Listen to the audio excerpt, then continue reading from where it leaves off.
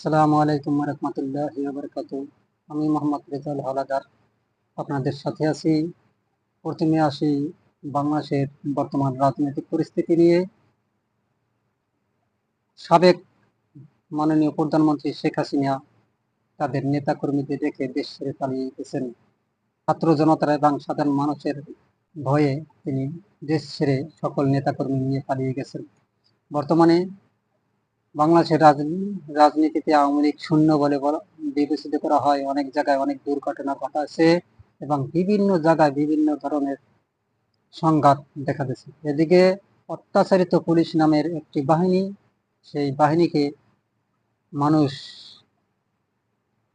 অনেক নির্মমভাবে হত্যা করেছে, যারা বেশি বেশি ছাত্রদের উপর গুলি চালিয়েছে, সাধারণ মানুষের উপর গুলি চালিয়েছে, তাদেরকে বেছে বেছে ঝুলিয়ে পিটিয়ে হত্যা করেছে। এটি খুবই নির্মম পরিহাস। সব সংঘাত আমরা কখনোই চাই না, কেননা হয়তোবা ওই ছোট পুলিশগুলো তাদের কমান্ড মানতে বাধ্য হয়েছে, বিধায় তারা কমান্ড মেনেছে, এই জন্য তাদেরকে মেরা ভোলা হয়েছে।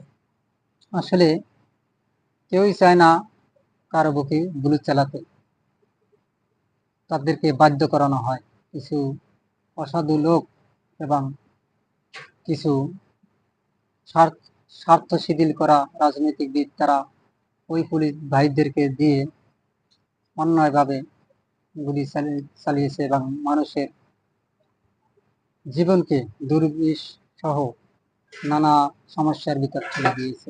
অনেক গুম, হত্যা, নির্যাতন, মামলা, অনেক কিছু দিয়ে মানুষকে দাবিয়ে রাখার চেষ্টা করেছে। কিন্তু আল্লাহর মায়ের আলমের ভাই কথায় আছে, সামান্য ব্যাপার নিয়ে তার যে এরকম পতন হবে কেউ ভাবতে পারেনি, এবং তিনি নিজেও ভাবতে পারেনি যে তার এই সামান্য কোটা আন্দোলন নিয়ে যে তার এত বড় পতন হবে।